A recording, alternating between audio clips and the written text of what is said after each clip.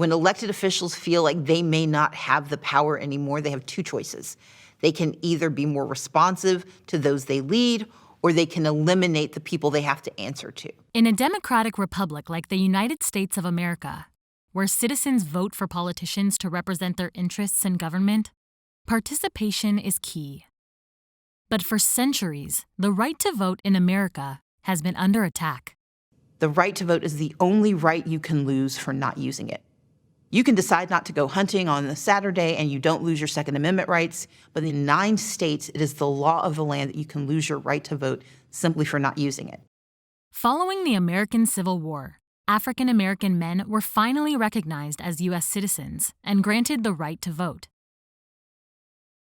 You start having Black elected officials in these amazingly high spaces where you would not have imagined them 20 years earlier.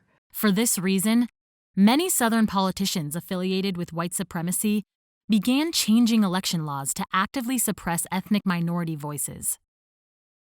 Reconstruction was a high point for voting rights, and it was followed by nearly 100 years of Jim Crow. Racist, anti-democratic Jim Crow laws included a prohibitive poll tax. You can pay for food, or you can vote. You can pay for some clothes for your children, or you can vote. And a literacy test that today's college-level law students cannot pass. When all else failed, those in positions of power resorted to violence.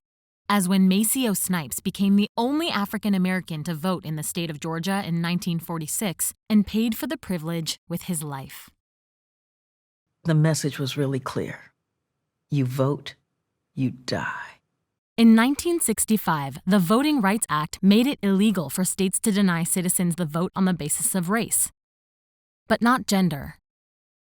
It meant that by 1967, 60% of African Americans in Mississippi had registered to vote.